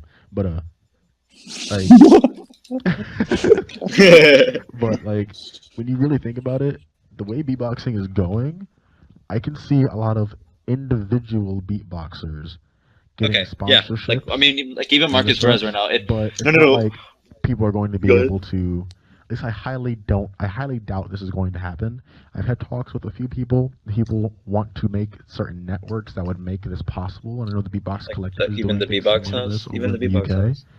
Yep. But like you're not going to have beatboxers, necessarily signing up with a bunch of agencies and such, and consistently getting gigs and consistently getting income and the such.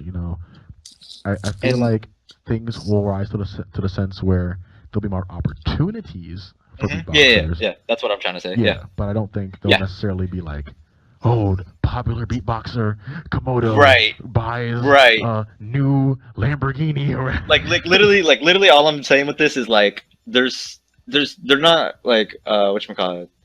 All they're doing is just getting more known. Like essentially, like all they're doing is just getting better. Everything's getting better. Like I heard even like the last American Champs venue and stuff like just everything's just getting better. You see every World Champs and stuff like that. Just the way it's like ran every single time and like just the improvement of each thing. But yeah, so I'm just excited to see the future for it, and that's pretty much where I was trying to go there. But yeah. And also, I think that as going back to this whole hip hop thing. Yeah. I think it's important for young beatboxers such as yourself, Komodo, to not only be adequate and competent beatboxing performers, but also when people ask you or they comment on issues like this, and you'll be able to educate, because I think at the end of the day that's what it comes down to, education, right? Artists and also of the public, and that comes with the way of reading and actually being knowledgeable about your art form beyond just the purely artistic, creative, musical aspect of it. Right. But to answer the question, I would say beatboxing is hip hop plus other things. It's hip hop and more. Yeah. I agree with that more. Yeah, that's 100% true. And honestly, though, just before we continue, I just want to say, like, even though I realized that we were going to touch on like battle culture versus like artistry and like performing and all that stuff, I feel like we touched on that a lot already. So wherever this conversation goes, it goes. But we're probably not going to dive too much more deeply into that because I feel like we touched on that a lot. Yeah, I would agree. Right. Yeah, I don't think we're gonna like on previous podcasts. I know you guys discussed that like in general, like even controversies and stuff like that with it. So Right. One thing I do want to touch on though, because I know we touched on it a bit earlier, and I feel like it's not necessarily the best transition in the world. I feel like we should kind of touch on just creativity in the sense of, I understand that even though we just talked a lot about the overall possibilities from artistically and just battling and the athletic side of beatboxing, I want to kind of focus in on that a bit more in the sense where I want to talk about creativity and rather it being routine building or like song composition or even just knowing how to structure yourself for a performance or the mindset that you want to go into for performing or battling. Because I feel like a lot of people don't necessarily know what to do when they get into these situations and they just go up, do whatever, and it's like they easily could have done better if they just had the right preparation. Well, I have a lot to say on that one. Hold up, before you do that, just, of course, David, I love you, just cut this part real quick, because, Edgar, just disconnect and reconnect because you're getting a little choppy. Yeah. Oh, I am? Okay, Yeah, you are. Yeah, so real quick.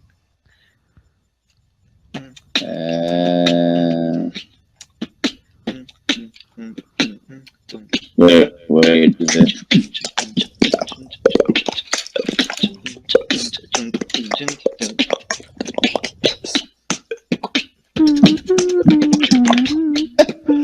Well, when you start going all weird on me, I can't. I'm just kidding. I was like, It's like adding the alphabet to math. You know what I mean? Like once they added the alphabet to math, I was done. I was like, no, thank you. Yeah. My bad. All right, is Edgar? Edgar, are you here? Hello? Yeah, that's fine. Hey, there he is. All right, Yeah, so take a 3, 2, 1. Well, one thing that I wanted to share is that in Puerto Rico we don't have a battle scene, and so for me, when I decided that I was gonna go out into the world and be a beatboxer and just kind of put that out there in the artistic scene in Puerto Rico and the Caribbean and Latin America, I quickly realized that I needed to be an artist because if not, then people just wouldn't give me the time of day whenever I perform or whenever I busk or whenever I did anything. So I quickly started to craft my artistry as best I could right from the get-go because I noticed that that's pretty much what I needed to do if I wanted to perform, if I wanted to get paid, and if I wanted to make a name for myself and for my art form in my country.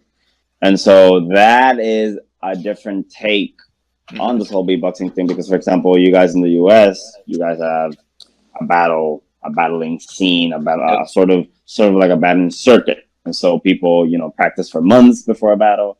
I don't have that. If I did, I would still be beatboxing in front of my computer for 2 or 3 people, and so for me, being an artist or being, artistic with the beatboxing that I was doing, or being crowd friendly, being a performer, were things that I needed to learn in order for me to be successful. And I feel like now, whenever I finally battle, legitly, I'll be able to use those skills to my advantage in a different context. Now, with your experience though with performing, I would assume, correct me if I'm wrong, that me and you, Eddie, are probably the most experienced performers in this call right now. And yeah, I would say so. I mean, I perform a lot, but I don't know what do you mean. Feel free to just say whatever. Basically, because I want to touch on just tips for those that want to perform. Whoever's moves up around, freaking shut up. I think I can contribute to the if you're younger and you want to find like small venues. Oh, Oso. Yo, wait, what? Making all that noise, boy. Yeah. Oh shit, my bad. Damn, was it really noisy? I'm sorry. Yeah. Yes, Caleb, CTB. That's whatever. But yeah, as I was saying, what was I saying? Okay, yeah. You're talking We about want to focus on just like tips for those that want to perform and stuff. Just things that they should maybe do, like the mindset that they should maybe take, things that they want to maybe prepare, ideas that they want to have, just anything like that before they go into like a performance. Wait, let me take the reins. Let me take the reins on this one because like you guys are way more experienced than I am, so I'm just gonna talk about like basic starters, like what I did. So I feel like if you're, since I'm 15 right now, like middle school, high schoolish, and you want to, you know, turn beatboxing into something to get more comfortable, maybe for battles or for even just performing anywhere.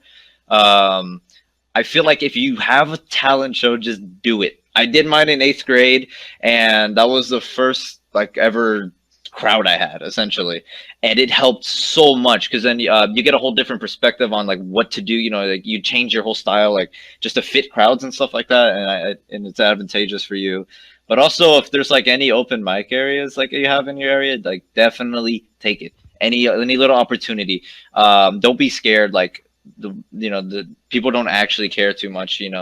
About it, and usually people there are really chill. It's obviously different between every area, but like for me it was really easy, and that allowed me to have some experience going to American Champs and doing as well, quote unquote, as I did, because like if you see me on stage, like it looks like I've been performing for years, and those little basic type stuff helped me out a lot, and I think it would help you guys too, but that's just very vague and very minuscule part of it.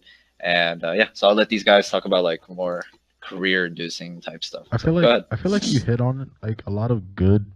I feel like you hit on a lot of good points, to be honest. Like because, for instance, when my very first beatboxing performance was I was at a random. I was just at one of my friend's house, and his dad was like, "You want to go to an open mic with us?" Because he was selling his poetry book or whatever, and I'm like, "Sure, I guess." This was a few years back. I was before I even went to any events or anything. And there were maybe 20 people in that room. Literally, as of this recording, one of the people in that room, who I've talked to and done a few events with them since then, I saw at Wawa this morning. Nice, dude. Freaking love that dude. And one thing that a lot of people don't recognize is that open mics, not only are they great for you practicing your stage presence and testing the material, it's really great for networking. Yep. Literally, that first open mic was the reason why I met one person that helped me up to do this other event, do this other event, and literally a year later, I had the opportunity of performing on the same stage at the same night as one of my favorite rappers growing up as a kid. Within a year of doing my first performance. Just because I decided that I was going to actually network with people. And if you know me, I'm not the most social person in the world. Edgar knows this to be true. Yeah, we know. The man guilty. You gotta like blends in with the night, stays quiet. Got it. Yeah, but you like honestly, if anybody that wants to have any amount of traction, even if you don't necessarily want to be famous beatboxing, if you want to at least get somewhere on a performance level, like legit, just network with people, go to open mics. That's one of the best ways you can honestly start. Really is. Yeah, I agree. Definitely. So what do you got to say about this Black Rhythm? Ladies and gents. All right, so a couple things that you can do in terms of being a better performer. One thing that I like to do whenever somebody books me to go somewhere to perform is that I go to the venue the day before the event, and I like to see, because I like to see the space, the physical space. In terms of where am I going to be at, and where is the audience going to be at, and so what's the relationship between the stage and the seats and the audience, and how, and the sound, like where is the sound coming from? Like I like to see all these little details because those things help me to structure and to see how am I going to approach these people. Another thing that I take into consideration is where am I going?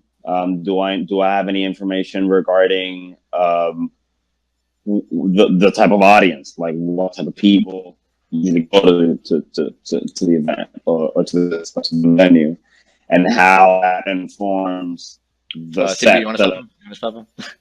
Hello? CTB. Yo. You want to stop him? He's like Mike. His mic's like glitching out pretty bad. What happened? Is it mine? Like glitching out like really bad. Who's glitching out? Edgar. No, the thing is, it sounds fine on my end, and since I'm recording, that's all that matters. All right. Yeah. Just 3, 2, 1. Continue. My bad. So I like to see the space, try to get information in terms of what's the type of people, the type of audience that's going to be there. Also, another thing that I don't feel beatboxers do enough in anything, performing or otherwise, is you got to warm up. Actually, when I bought the Human Beatbox Personal Instrument book, Chapter 2 talks about vocal health and beatboxing warm up, and I do those things, religiously whenever I'm going to perform. So for me, it's important to warm up and then cool down once you get off the stage. It helps with your long term vocal health, and also I would say another thing that I like to do is look at people when you're making your music. I feel like a lot of times, a lot of performers, beatboxers, singers, or otherwise, just stare everywhere, and they don't connect with whoever is in front of them. And so I like to look at people. And another thing that I quickly learned over here is that don't just beatbox all the time. Like take a break, maybe talk to them a bit, do some dynamics, make the audience part of your set. Make the audience a co-creator of your show. That is highly effective. I found that's highly effective. What else? So yeah, those are some basic things that I like to do whenever I perform. So to keep the crowd engaged, especially for me in Puerto Rico, where beatboxing is not something that's very known, and so the sound of a beatboxer is something that the public is not accustomed to, and so you have to I guess diversify between beatboxing, like straight up beatboxing, performing, emceeing, and then going back to the beatboxing. Yeah, like one thing I wanted to touch on this was like, take my style for instance, and I am 100% different if I showcase than I battle, because as most of you guys know my style. If you don't, I'm like really technical heavy, and then you don't do that in front of a crowd of normal people that don't know what you're doing, because it sounds just like what it sounds like, essentially. I recommend you do like more, you can do a song, you can do anything, just anything, that like just that normal people listen to, because you got to realize how abstract your talent really is. You're making noises that people don't even know are possible. Like it's even like vague things that like Reap Swan and Napalm say, like, oh, everything you're hearing is coming from my voice, because like it is. You know what I mean? Like we're so accustomed to the fact that like that's normal. You know what I mean? If someone did that to me like 2 years ago or whatever, I would freak out and stuff. I'd be like, what is that? Like, what are you doing? So you gotta make the crowd, like I really respect the way like Ballsy or Reeps do their sets, because like they'll break down a beat, like Ballsy like whatever thing, like he breaks it down every single thing before he does it, like in front of crowds that don't know. I feel like a lot of you guys can learn from them, and the fact that you got to realize that beatboxing is not known. No one knows what you're doing. They're just like, oh wow, okay, you're making crazy noises. That's cool. So I feel like that would help. Yeah, like what? Hello, like you know what I mean. So like the way like fun fact, the way I found beatboxing was a Korean effects commercial I saw in a movie theater. I saw a commercial. I didn't even want to go to the movie theater, like whatever, and I went there, and he beatboxed for 5 seconds. Whatever, like he did that whatever simple beat. It's actually still on YouTube and stuff like that. And I was like, yo, what was that? And then I just looked up and found them on Swiss Beatbox and found everyone there. So that's pretty cool. And you got to realize too that you beatboxing might even start other people to do it. Like they might find an interest. I personally got 5 of my friends to do it now, and they're actually good. So just notice that know that you have a power in it. You control the audience essentially. Like it's only you that can make a show essentially. Like you don't want to just appeal to yourself and stuff like that. Like just like as he said, get the crowd involved. Like one of my favorite beats that like I personally did was just my I told the crowd to put their hands up. Like it's something simple like that, gets them involved, and It makes the atmosphere comfortable, calm, relaxed. You feel relaxed. Everything flows nicely. And also, first and foremost, flow. Yes, please. It doesn't matter what your style is. If you're going to do anything, either it's battle or perform, you need to be able to flow. Please. And that's crucial. That's you don't have to be very complex either. No, my last performance, I'll literally do the first beat that I did for the performance. Not like this.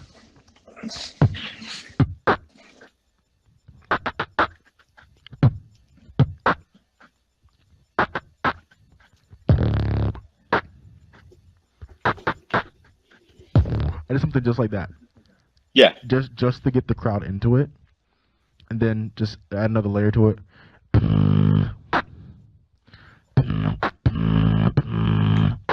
Just like you don't have to start at like 100%. Take your time to build to it. And also be technical. But if you can be technical. Do it. Use it as filler. Yeah, use it as filler. That's it. But if you're gonna do like a break and a beat, you want to balance just how technical you get. Yeah. If you do like a jazzy beat or whatnot. Yeah. No, I wouldn't do anything like that. Like if you're gonna do even then, like that, just go. That's actually don't try and. No. I'll tell you this. Don't do anything. All right, like obviously this is a normal thing that everyone knows. Don't do anything you're not comfortable with. Obviously, of course, yeah. If that's 100% known, like everyone knows this. Like obviously you wouldn't do something like the first time. So like again, like for instance, you can do something like you could do that, but if you start trying to go like and like. You know what I mean? Like if be mindful of how packed your fills become. Yes, like you can do again, like exactly what he said. Like you can take like it's subtle. They can feel the beat, stuff like that. You don't have to go. You know what I mean? You don't have to like they don't want to hear that essentially. You know, this is interesting because with musicians, we have this discussion about music for the people versus music for musicians. And what you were just describing, Komodo, is beatboxing for beatboxers. Yeah. You know, for people that understand the abstract principles of what you're doing, and they'll be able to appreciate it. Now, when it comes to beatboxing for crowd, you have to do stuff that's musical, because at the end of the day, people are going to feel your groove, your flow, and your musicality in that sense. Not so much the sounds that you're using, but how those come together to make a song or a beat or a track or a composition, whatever the case may be. And so for me, performing has really, really, really helped me with developing that musical sense in which, you can flow and you can kind of make people feel what you're doing. And I think that that's something that's highly beneficial when you move to battling somebody, then you'll be able to sort of import that into whatever it is that you want to do in that context. And so I think it's a win-win for the crowd, for you, and for the judges. Yeah, exactly. 100% true. But yeah. So yeah. Mio, this was like, honestly, even though we've only done 3 podcasts so far, this was definitely my favorite so far. So. Lol. Yeah, this was a lot of fun, man. I enjoy this. I would definitely do this. This is what happens when Cyber's not around. JK, love you, Cyber. Yeah, it's because Cyber's not being an awkward cuck the whole time. No, I'm just kidding. he does do some weird stuff. That Cyber, I love you, man, but you be saying some weird stuff sometimes. I actually listen to these podcasts like in school and stuff, and I'll just be chilling, right, and then you'll say something. I'm just like, what is this guy talking about? You'll go from so the beatboxing scene is really corrupt, and you're like, but that's why I like ice cream on my sandwich. I'm like, come on, dude. Yeah. No, I'm joking. But if I had $1 for every time Cyber called somebody dad, I'd be rich. It's so true. My god, dude, he always calls him dad. Oh my god. No, But but yes, I freaking love you, Cyber. I know you're gonna hear this and be like, "Oh my god, what happened when I wasn't around?" But that's okay. yeah. Yeah. But It's all right, before we go, I just want to give this opportunity for in either of our guests, if they would like to maybe showcase for a second, and if not, cool. If so, cool. And afterwards, just if you want to direct anybody to any of social media and the such, so they can follow you and stalk you and or else your house and then check you when you're sleeping, you can Yeah, do dude. that. So All right. Well, I would love to. I'll try a beat, guys. Yeah. I don't know. I'll just think of something. I'll do my jungle beat.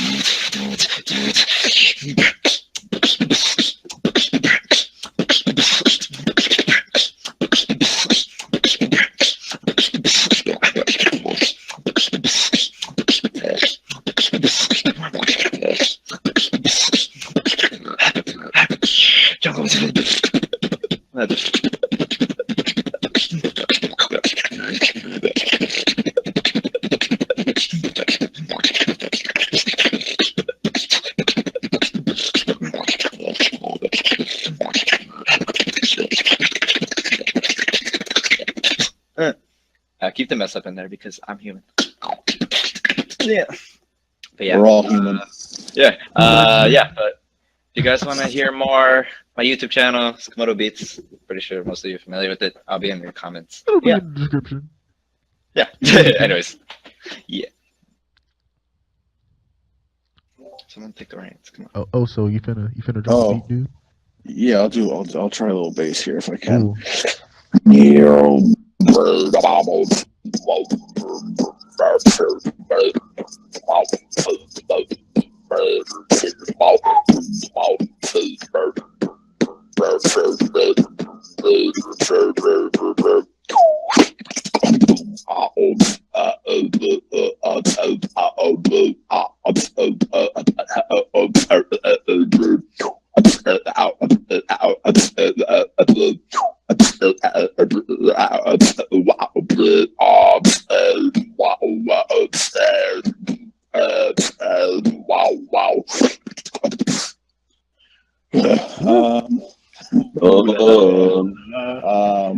But yeah, I mean, I gotta actually check my Instagram. I forgot if I have an underscore or not. Okay, Shame no, on it's you, just shame.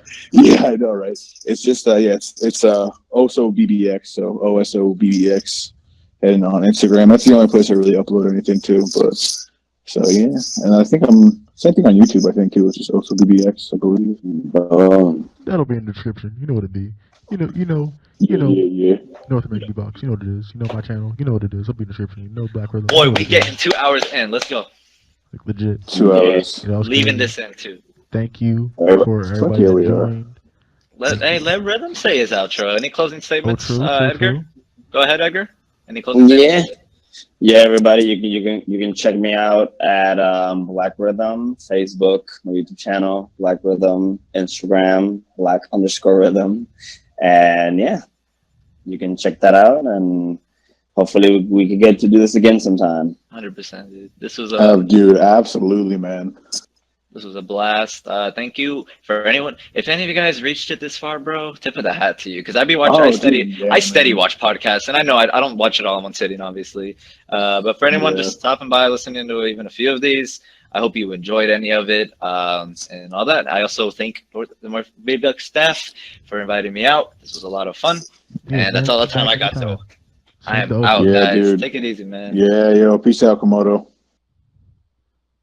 All right, boys. Well, but thanks to anybody that was listening. If you got this far, like Komodo said, big ups to you. But yeah, absolutely. Be on the lookout for new videos on North American Beatbox. We are going to be starting our second edition of our women's series, as March in the United States is Women's History Month. So look forward to probably about a week's worth of videos filled with some dope talent from the females in our community, and possibly, not confirmed yet, a little special video regarding some instruction as well, and maybe an interview or two. We'll see. But just keep an eye out. Thank everybody for watching, and we will see you guys next time. Yeah.